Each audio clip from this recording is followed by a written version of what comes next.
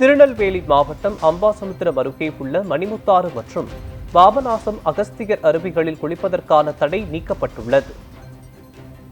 வடகிழக்கு பருவமழையால் நீர்வரத்து அதிகரித்துள்ளதால் கடந்த நவம்பர் 20 முதல் மணிமுத்தாறில் தடை நீடிக்கும் நிலையில் பாதை சேதமடைந்ததால் அகஸ்தியர் அருவியிலும் 5வது நாளாக குளிப்பதற்கு தடை விதிக்கப்பட்டுள்ளது. இரு இடங்களிலும் சுற்றுலா பயணிகளுக்கு பார்வையிட மட்டும் அனுமதி அளிக்கப்பட்ட நிலையில் பாதை சீரமைப்பு முடிவு நீர்வரத்து குறைந்த பின் குளிக்க அனுமதி வழங்கப்படும் என வனத்துறையினர் தெரிவித்துள்ளனர்.